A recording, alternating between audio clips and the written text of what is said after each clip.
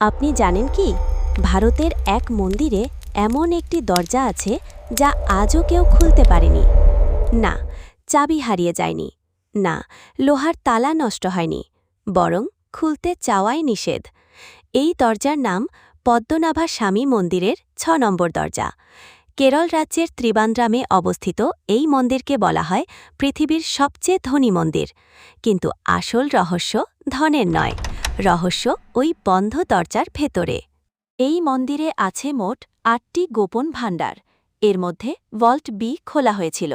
সেখানে পাওয়া গিয়েছিল টন টন সোনা, হীরা, রত্ন, প্রাচীন মুকুট, হাজার বছরের স্বর্ণমুদ্রা। পুরো বিশ্ব অবাক, কিন্তু একটি ভাণ্ডার আজও অক্ষত।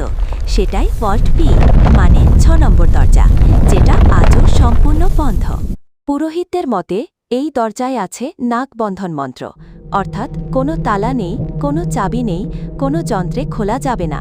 শুধু একজন সিদ্ধ সাধক গরুর মন্ত্র উচ্চারণ করে এই দরজা খুলতে পারেন।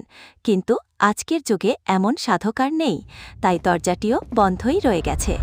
২০০০-এর পরে আদালতের নির্দেশে এই দরজা খোলার কথা ওঠে। বিজ্ঞানীরা প্রস্তাব দেন আধুনিক লক কাটার, গ্যাস কাটার, সিসমিক টেস্ট।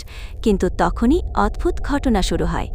যেদিন দরজার সামনে যন্ত্র আনা হয়, হঠাৎ বিষধর সাপ দেখা যায়। কিছু সদস্য অসুস্থ হয়ে পড়েন। যন্ত্র হঠাৎ কাজ বন্ধ করে দেয়। অদ্ভুত শব্দ শোনা যায়। পুরোহিতরা বলেন, দেবতার অনুমতি ছাড়া এই দরজা খোলা যাবে না। শেষে সব পরিকল্পনা বাতিল করা হয়। একটি ভয়ঙ্কর লোককথা আছে। ৬ নম্বর দরজা খুললে কেরলের উপকূলে সমুদ্র উঠে আসবে। কারণ মন্দিরটি সমুদ্রের কাছে, নিচে প্রাচীন সুড়ঙ্গ থাকতে পারে।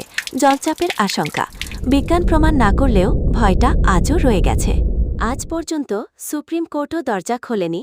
রাজপরিবার রাজি নয়, পুরোহিতরা নিষেধ করেন। বিশ্বাস একটাই, সব রহস্য মানুষের জন্য নয়।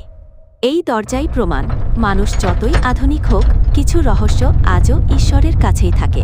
হয়তো এই দরজা খুলবে যেদিন সময় নিজেই চাবি হবে।